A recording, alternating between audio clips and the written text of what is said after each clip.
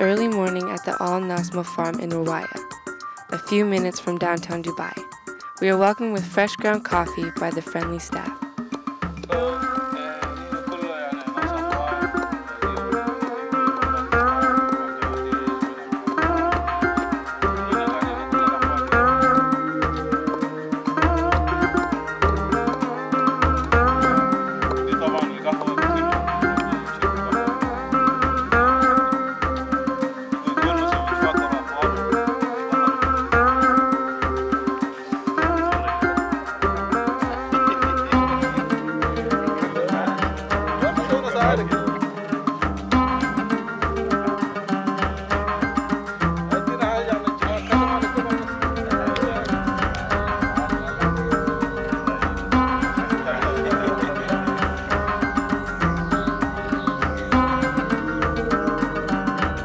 We then go visit the nursery and Mr. Mohammed shows us around and we are introduced to one of the camels.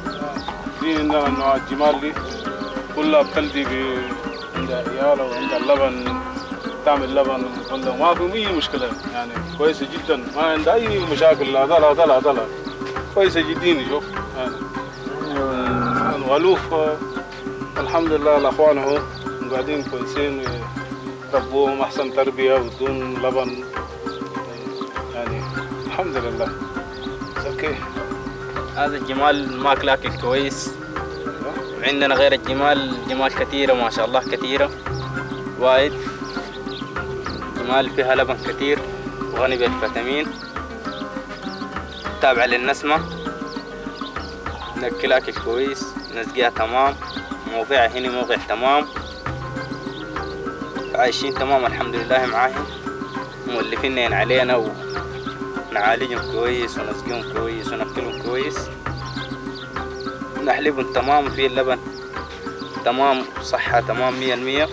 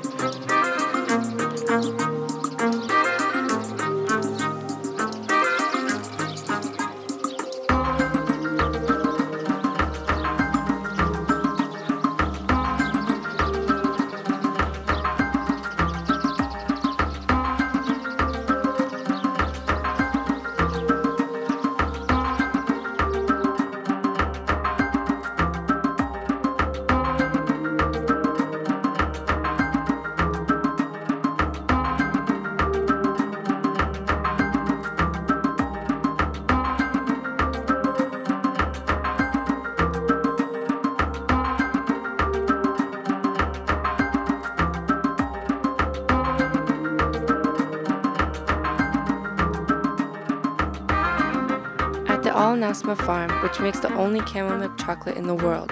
We talked to General Manager Martin Van Amsik. He tells us about the chocolate business.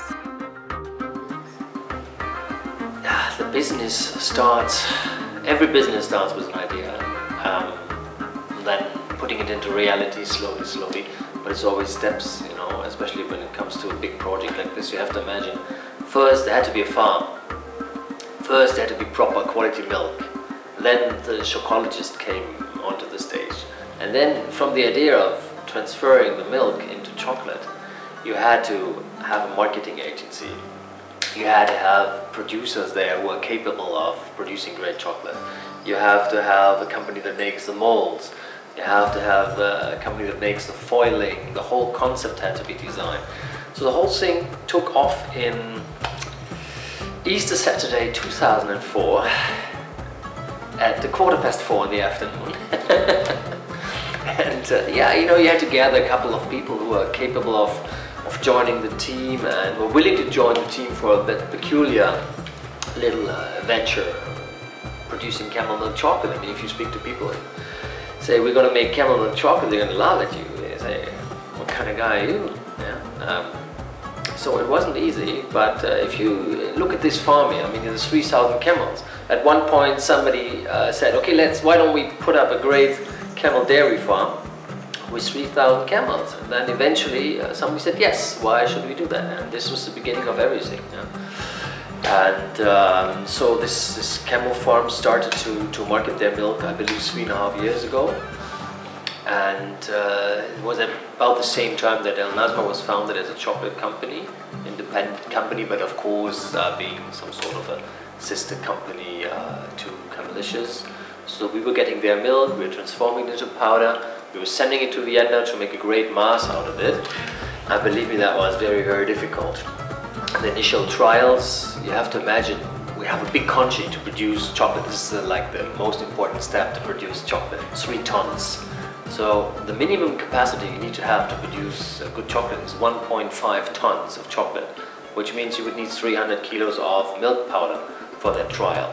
Now after the trial, you had 1.5 tons of chocolate, which tasted not very good. So what do? You throw it away. You have to do it all over again. So the idea of producing industrial chocolate, high quality chocolate, is really, really taking a long time. You need very, very good experts in this. And this is why it took us almost, I would say, 3.5 years until a ready product came out on the market. And what's that? No, it's actually 4 years. 4 years, and in October 2008 we launched the product in Mina and Salam, beautiful event, having some interesting guests, nice speeches, and what we realized immediately after the launch of the product, people liked our chocolate. There were people coming, buying again, asking for some other flavors which we are currently developing. So we immediately managed to get some kind of a fan base which you know, like this different style of chocolate and who are into quality chocolates.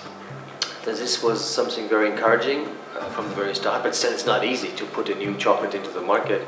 You have to imagine there's players in the chocolate field who are there for 150 years. And it's not like they're just going to move away only because somebody came with his new Camel milk chocolate, especially when it's about duty-frees, which is a great place for our chocolate, you know, because we're not only a good chocolate, we're also a great souvenir product. People like to take something authentic home.